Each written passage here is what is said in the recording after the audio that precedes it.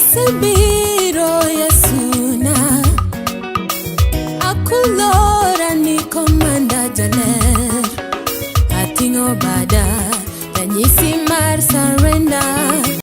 Hallelujah. Wadoko ni Nyasaye erokamano. Oseyawnwa piny. Omiyo odiochieng' makende. Tadwani mondo walamie kapok wachako wach Nyasaye. Kamoro amora intie kulo piny mondo walam wakwa Nyasaye. Jehova wadwoko ni erokamano. Nyasaye manyalo gik moko duto. Nyasaye manyoro matinende kendo manyaka chieng'. Nyingi mondo miduong' kendo wayali kendo wadhiali lela. Kwa walo nyingi no Nyasaye kwe nikech in miromo. Duto rem mag piny to Nyasaye in misiko manyaka chieng'.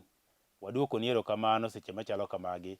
Isemiwa thuolo mar wacho wachni kendo mondo mi Nyasaye oganda ni oyud konyruok kokalo kuom wachni mwadhi wacho.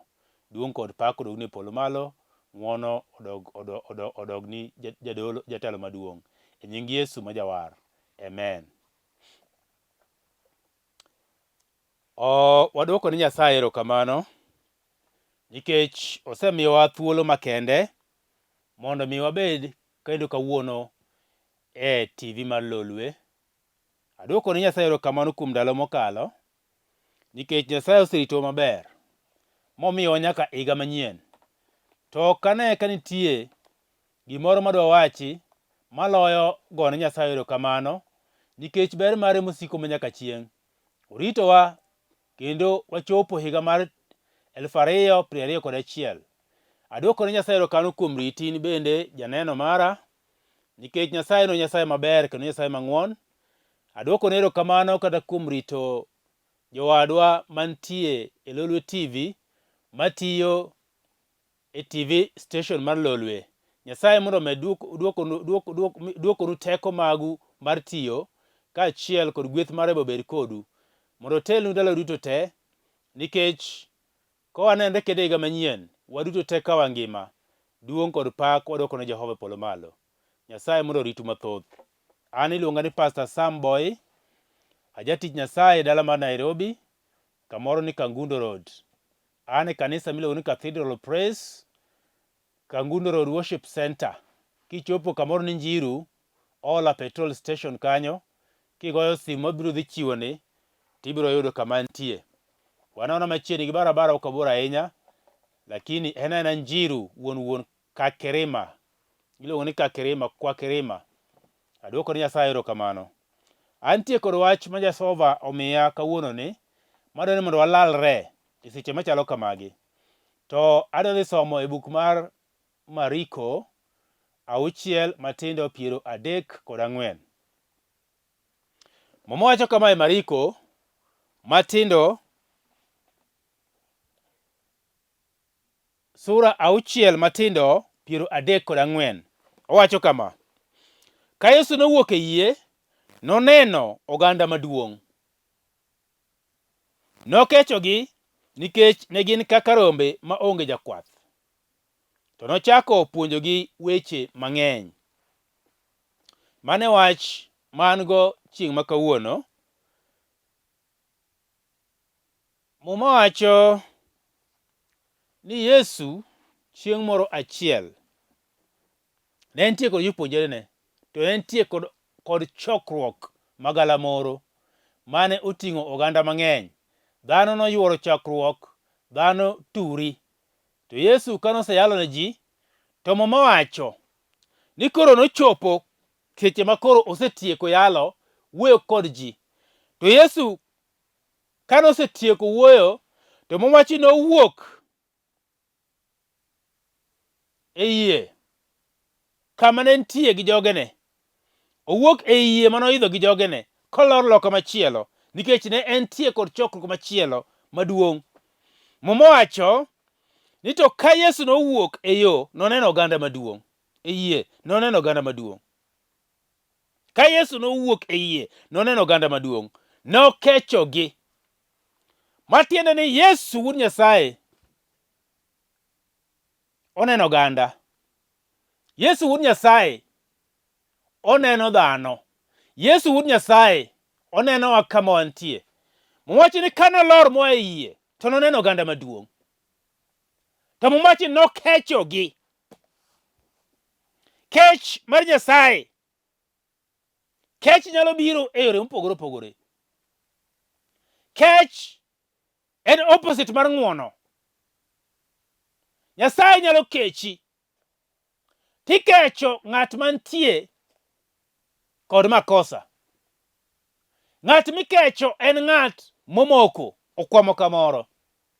Ng'at mikecho en ng'at ma weche ne ok songi omoko ochung' tiendgi tir. Ng'at mikecho en ng'at mantie masira. Ng'at mikecho en ng'at mantie e chandruok. Ng'at mikecho en ng'at modong' man kende maonge ng'ama nyalo konye. Mane ng'at minyalo kecho. Ineno ne kech. Nikech ang'o? Nikech kech mineno ne goni ok oromo go. To nyaka ng'ato yiedhre manyalo nene kech. Makeche. Makonye kuom chandruok duto te ma en go. Manyaka rem ma en go. Losne madogi yo makare. Mowacho noneno oganda maduong'. To ka nonenogi nokechogi. Nokechogi nikech ang'o? Nikech ne gin kaka rombe ma onge jakwath. To nochako puonjogi weche mang'eny. Yesu noneno dhano ka gichalo kaka rombe ma onge jakwath. Rombo sama onge gi jakwath. Nitie gik mang'eny nyalo timore kuom rombo. Rombo sama onge gi jakwath. Mokwongo nyalo lal. Rombo gi paro madok kumano oaye. Onyalo lal. Mano namba achiel. To kolal, to asara ni kuom wuon rombo. Asara ni kuom kata rombo wuon. To onge ng'ama nyalo golo rombone matere pap mondo dhi ocham lum to wegi kende. Rombo kiwe kende to en gatari. Mokwongo nyalo lal. Mar ariyo, rombo nyalo romo gi jasike. Ma en ondiek atari. Ondiek koneno rombo to neno chiemo. Kendo konyalo fwenyo ni rombo ni kende onge ng'ato. To nyalo chamo rombo na haraka sana. Mangima rombo lal. To rombo inyalo kwalo kata gi ng'ato be. Nitie jakuobe ma kofwenyo ni rombo no nitie kende ma onge ng'ama kwaye en kende. Yot mondo mi okaw rombo molal go. Yot mondo mi okaw rombo no modhi go. Miyo Yesu noneno ka jogi chalo rombe ma onge jakwath. Nikech ang'o? Sama gionge jakwath to gin gatari. Ok onyal dhi e lek maber monyalo dhi chieme. Rombo be onge gi paro mar dhi manyo pi mondo modhi. Rombo be ok ong'ere kamochomono adui mar jasike nyalo tujo sa asaya. Ondiek. Ok ong'eyo ni nyalo kwale modhi mabor sana gi wuonegi.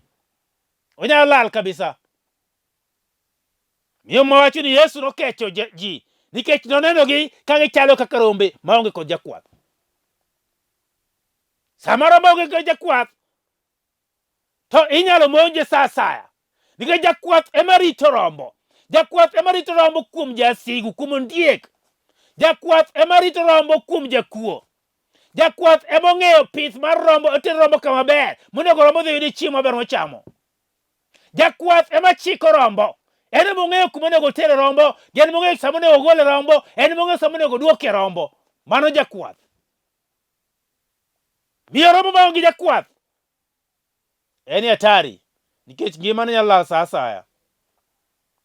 Ngimane ok nyal dong' kendo.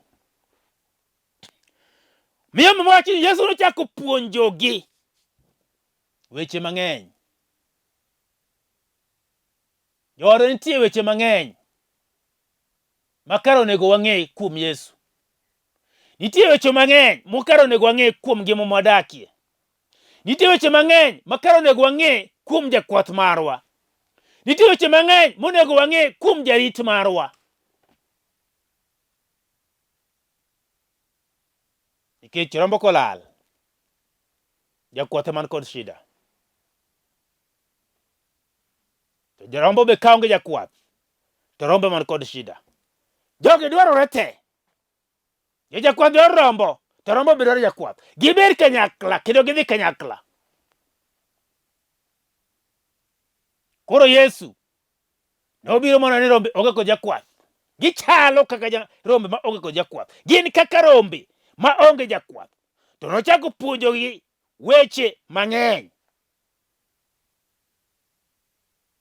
Matiende ang'o? Nikech chalo seyudo ni jogi kare onge kod jakwath. Yesu nokawo patik. Okawo thuolo makende mar puonjo dhano kaka onego dhano bedi.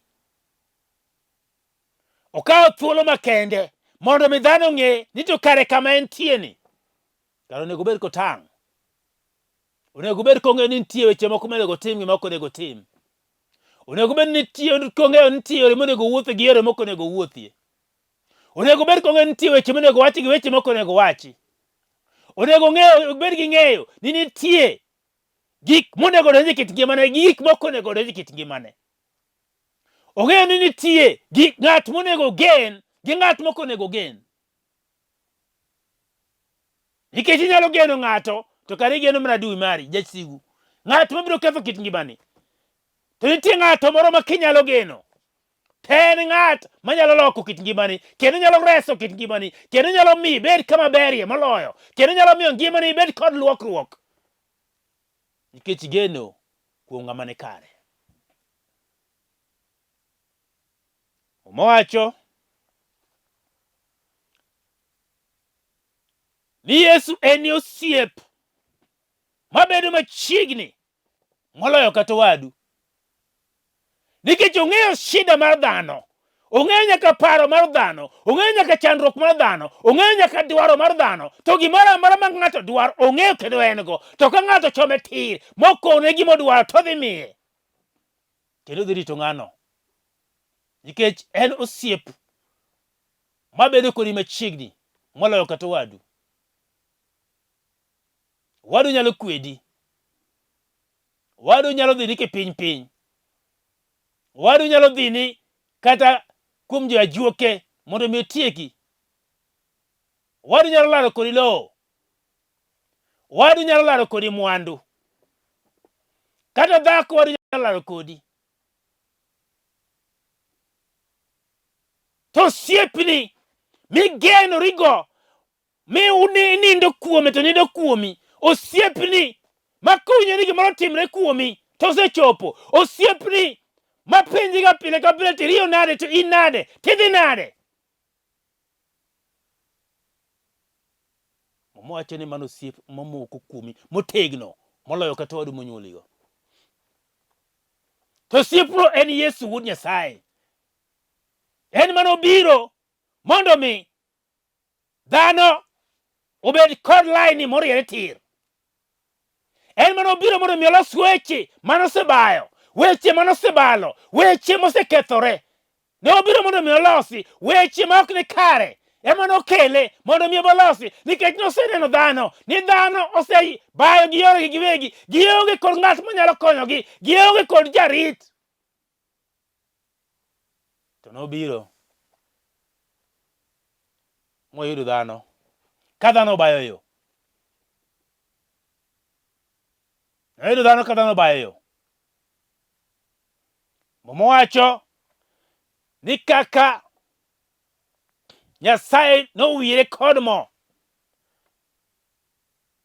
kotimo madongo odi kaachiel kod ranyisi kamoro amora manodhiye. To kendo nogonyo joma notwe kendo timo ne ji maber. Mane wach mane Yesu obirogo mondo mi otim ne ji maber. Ogony nyaka jogo motwe. Okonegi ni koro un thuolo. Nobiro mondo mi ores jogo nyaka joma ne tuo. Nobiro mondo mi honnigi ranyisi otimne kuom ji. Joma ne paro ni ok nyal nyalore. Nobiro negi mondo ging'e ni kare nyalo nyalore. Onge matek manyalo tame. Duong' mondo odogne Jehova. buor maka dhod Juda. En mana yudre kende no romo. Onge machielo. Katimany nyaka kure. Ok ineyude. To be ing'eyo gimoro. Jotelo te mag pinyni githo to onge mosechier. Iko gite to gidhi. Jotelo mag dinde bende tho tiko gite to gidhi. Ng'ato achiel kende manoiki to chako chier. To dhi e polo kinene. Tij jot achiel matindo aboro. Odhi e polo ka ginene. Molal e boche. Ng'ato achiel kende ema nolotho. Kata Lazaro manochiero noduogo mochako tho. En to notho dichiel kende. To kaka nothono e kaka nodhi. Ng'at moloyo tho, mane ng'at manyalo luwo an awuon, mane ng'at manyalo lando nyinge ni ng'at moromo, mane ng'at majaloyo nikech oloyo nyaka tho motamo dhano. Tho ma dhano luoro. En to loyo. Kendo dhi gi chir. Kong'eyo nochome tir. Chieng' mar adek to chier modhi e polo. Chier. Koro mano ng'at mang'e ni nitie kod teko e wi loch ka loch. Ang'e ni hono nyalo timore e nyinge. Ranyisi nyalo timore e nyinge. Gik ma ji ok gen, kata ma ji noseweyo ni ok nyal timore, nyalo timore e nyinge. Nyaka paro moko manoselal, onyalo duoko kuom dhano. Nyaka tuoche manotwe ji, onyalo gonyo ma dhano bed thuolo. Mano e Yesu mang'eyo. Nikech owek bedo no jaloyo, to kare naluwe nikech ang'o? Aluwo ng'at moseloyo nyaka piny. Ng'at moseloyo nyaka teko duto nyaka mag mudho. Osedhi moloyo duto te. En tieko teko. Onyalo nyaka ma dhano ok nyal. Onyalo nyaka momoko matek. Yesu wuod Nyasaye. Yesu amoseno ni dhano kwamo, to biro kende wuon. To kama dhano kwameno, okawo mogony dhano, moket gi thuolo. Bende ing'eni kama intie no Yesu neni. Uneni maber malich. Momachi ni wang' Nyasaye dhi ka gi kacha, kong'iyo piny, luore piny, kong'iyo piny. Oneno gimoro amora ma dhano timo. Oneno dhano, kendo en ema onyalo somo nyaka paro. Paro mar dhano ma iye, nyaka gimane chuny dhano, en ema onyalo somo. To konyalo somo gimane chunyi, ong'eyi duto te kaka in. Nyaka gimiparo seche ainagi, ong'eyo te. To onyalo loko paro. To onyalo loko gik moko duto te me kit ngima dhano. Nikech en owuon, odonjo nyaka ondhudho. Nyaka kuonde ma leche oriwore. Odonjo nyaka iye. Kendo ong'ado matindo tindo. Mano e gima wach Nyasaye wacho. Miyo sama dhano oselal, Yesu nobiro mondo mi ores dhano.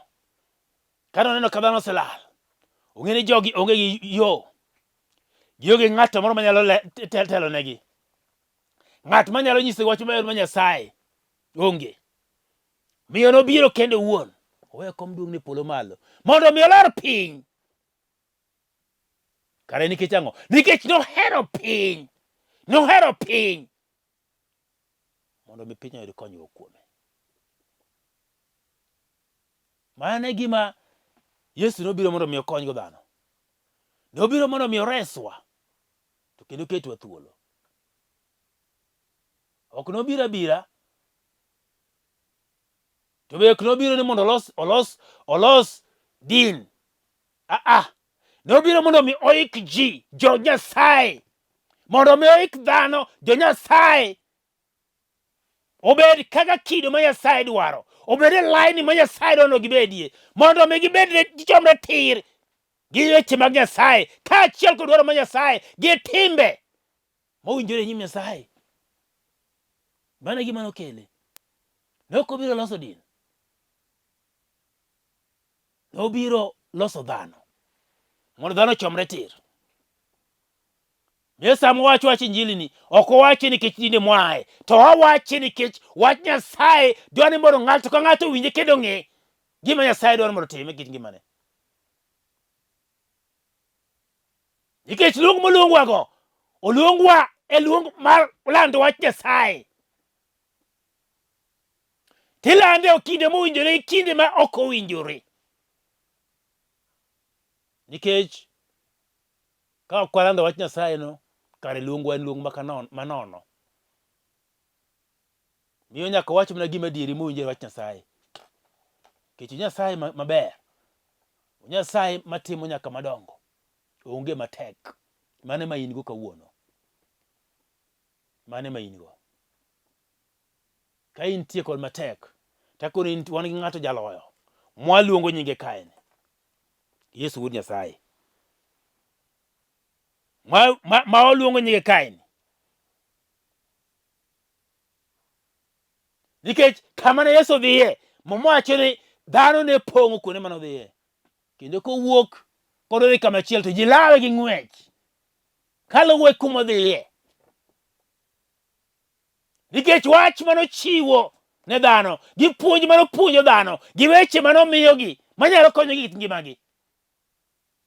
Omiyo dhano ni kare entie kod wach, entie kod gimoro ma giongego, entie kod gima ka giyudo ma gikawo to nyalo loko ngimagi. Entie kod gimoro ma ka gineno adieri to giwacho ni kawachni en wach madieri. Ok med kod kiawa, en wach makare. Janeno mara, adwa koni wane higa mar 2021. To higa mar 2020 ka kuom ng'wono ma Nyasaye ikalo michopi. Tadeni kawuono ni iyud kech mar Nyasaye. Mondo mi ochako telni kendo, ochako riti kendo. Ma higa rum kendo. Kich ang'eni en Nyasaye ma jang'wono. Odwa kecho ng'ato kawuono. Odwa kecho ng'ato. En owuon ema nokecho joricho.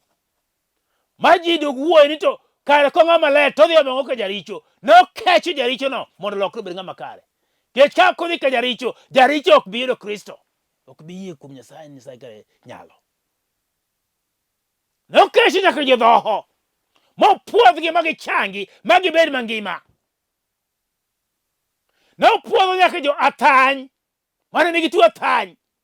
Mopuodhogi magibed mangima. Gichak gibed maler kendo. Nopuodho nyaka muofni. Ochango. Mawege ginen kendo. Nyaka rong'onde ne chung' kendo giwuotho gi tiendegi ariyo. Ka giriere tir. Nikech nokechogi. Nyaka pudho ne chung' ma tiendegi manodolore riere tir. Nikech nokechogi.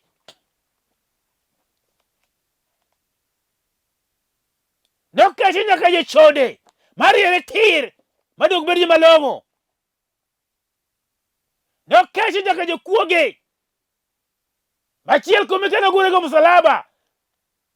To wacho ni kawuono ni warabed kodi paradiso. Nikech ang'o? Nobiro mondo mi okech ng'ato ka ng'ato. Nobiro mondo mi okech dhano kuom chandruok mane gin go. Nobiro mondo mi okech dhano kuom richo mane gin go. Nobiro mondo okech dhano kuom tuoche mane gin go. Nobiro mondo mi okech dhano e gik mane tek motamogi kit ngimagi. To jok mane okecho machalo kaka Bartimeo, wuod Timeo, noluwe. Machalo kaka Zakayo, jasol osuru, noluwe.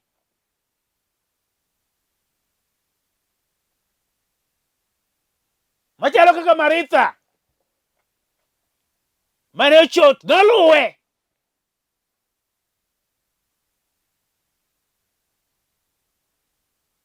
Koro in epan ang'o ma Yesu ok nyal timo mibed kiluwe in bende.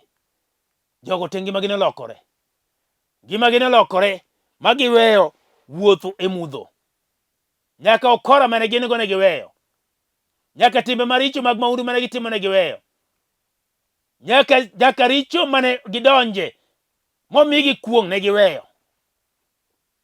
ma Yesu nopuodhogi ma gidok joma beyo kendo gidok joma long'o. Miyo kata in bende kawuono Nyasaye nyalo lor kuomi. Nyasaye nyalo muli kod bade. Nyasaye nyalo muli kod lwete. Nyasaye nyalo neni e higani. Nyasaye nyalo neni seche machalo kamagi. Nyasaye nyalo pari gi dwaro ma in go te. Onyalo dok kori gi chandruok mikelo nyime te. Gi ywak miywago gi pi wang'i machwer. Nyasaye nyalo pari. Machieng' moro iduogi michumi koni kar adieri Nyasaye ni nyalore kuome. Duto nyalore. Mana ka in kod yie kuome ni nyalore to biro kechi kawuono. Ka intie kod yie kuome ni nyalore to biro timoni maber kawuono. Mane matek? En mane?